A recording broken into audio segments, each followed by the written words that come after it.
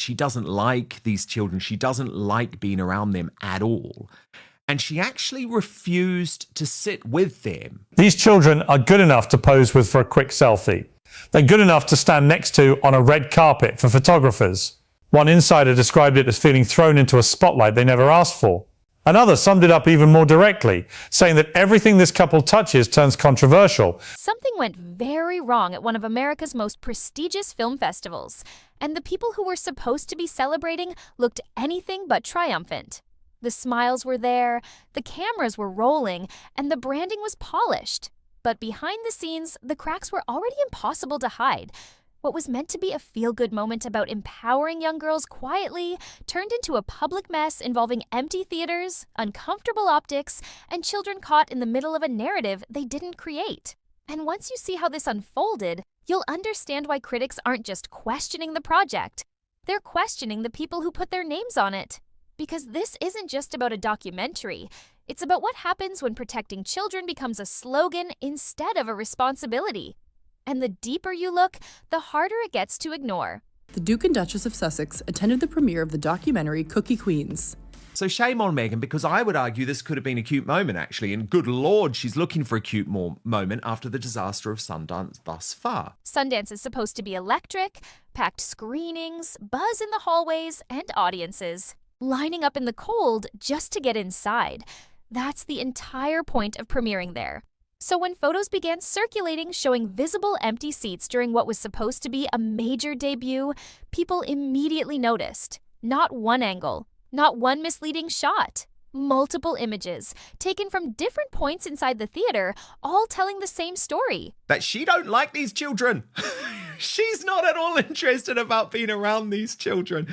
And actually what she likes is the very quick pose for a selfie. Watch this. Can I get a photo? Oh my gosh, amazing! Thank you so much! And she's gone in a flash. Rows left unfilled. Energy missing. And this wasn't some obscure midnight screening. This was a project backed by famous names, presented as meaningful, timely, and important. Supporters rushed in with damage control, claiming the photos were deceptive, insisting attendance was strong. But Sundance audiences know the difference between a packed house and an uncomfortable half room.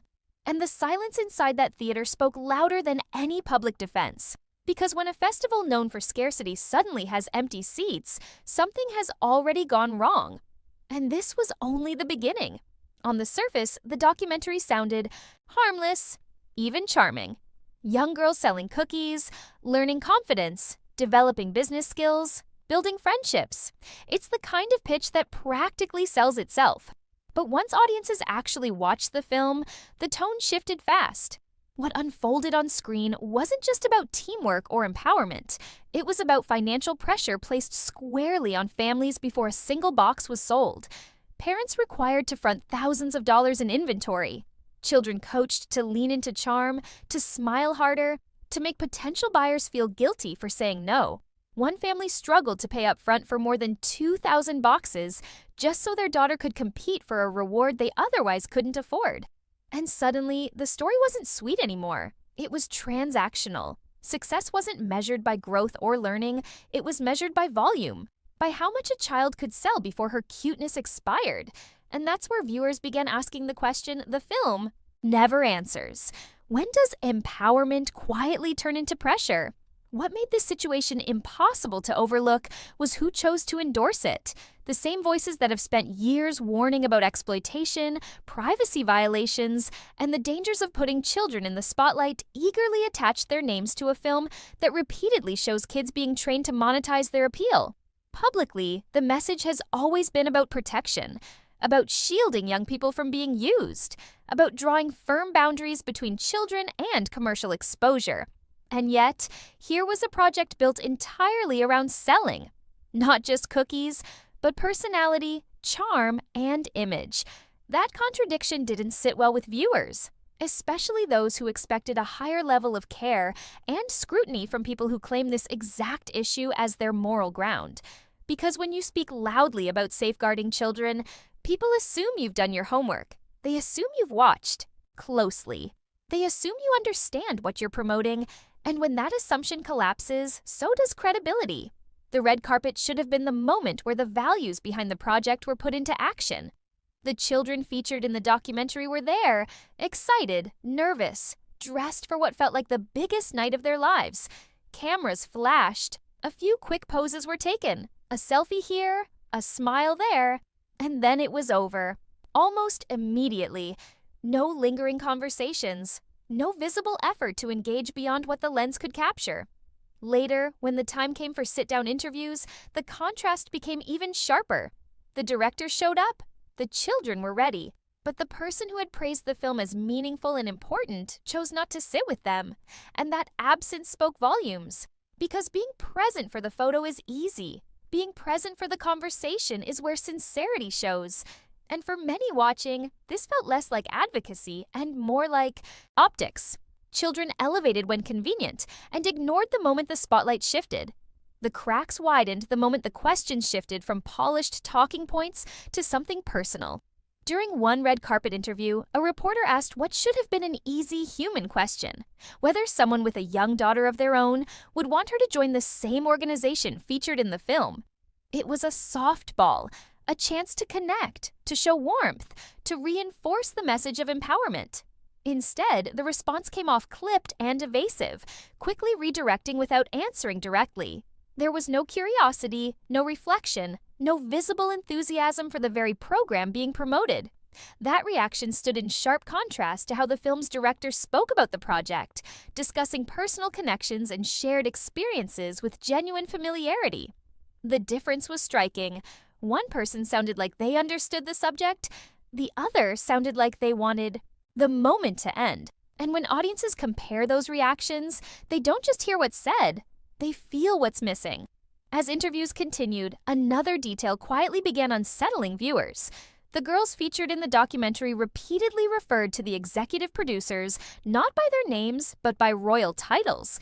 Formal language that felt completely out of place coming from American children discussing cookie sales.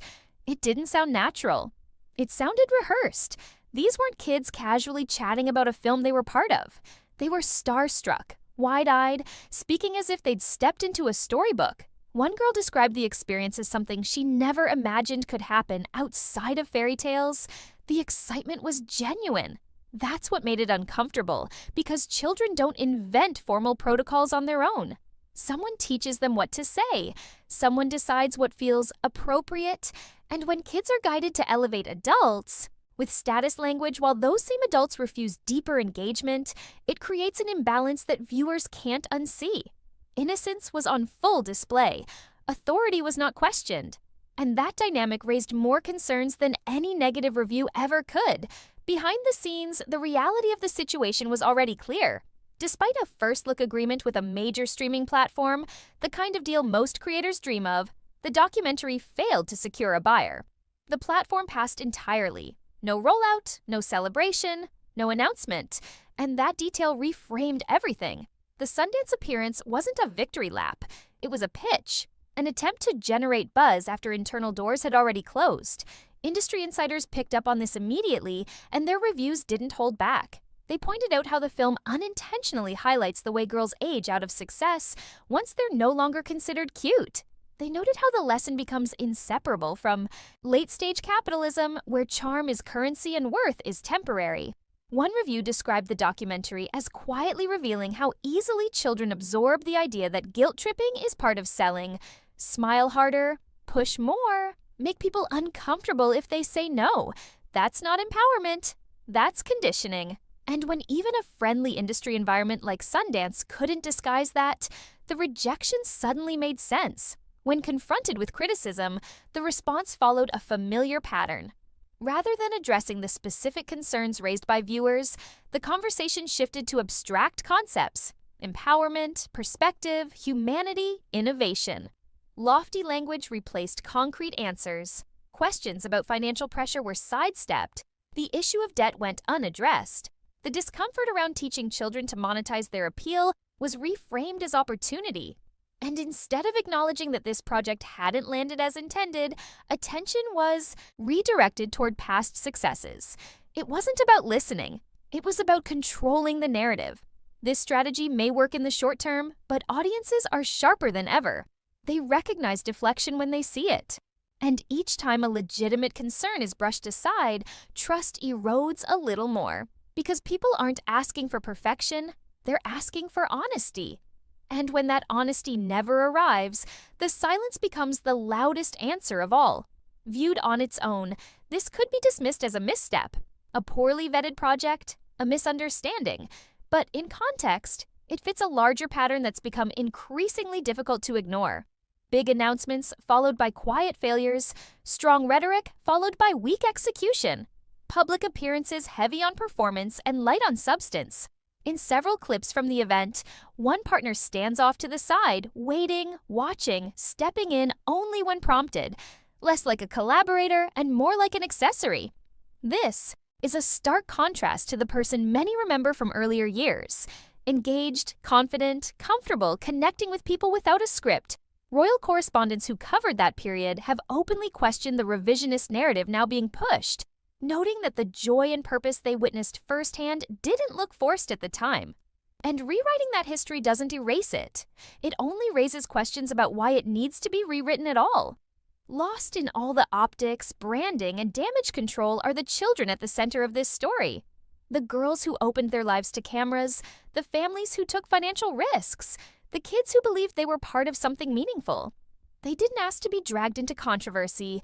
They didn't choose the endorsements, the premieres, or the backlash. They trusted the adults involved to handle their stories with care. Instead, they became props in a larger effort to maintain relevance in an industry that's growing, increasingly skeptical. And the saddest part is that many of these children probably still see the experience as magical. They don't yet have the perspective to understand how easily they were used. That realization comes later. And when it does, it tends to leave a mark. So this isn't just about a documentary that couldn't find a buyer or a festival premiere that didn't land. It's about credibility, about whether words still mean anything when actions consistently contradict them. It's about the difference between protecting children and performing concern for them. And it's about a growing pattern of projects announced with confidence, defended with passion, and quietly abandoned when reality intervenes. The industry noticed, the audience noticed, and once that awareness sets in, it doesn't fade easily. The only unanswered question now is whether anything will change, whether future projects will be vetted more carefully, whether engagement will become genuine instead of transactional, or whether this cycle will simply repeat under a new headline. Because if there's one thing this situation made clear, it's that people aren't fooled by appearances anymore. And they're watching closer than ever.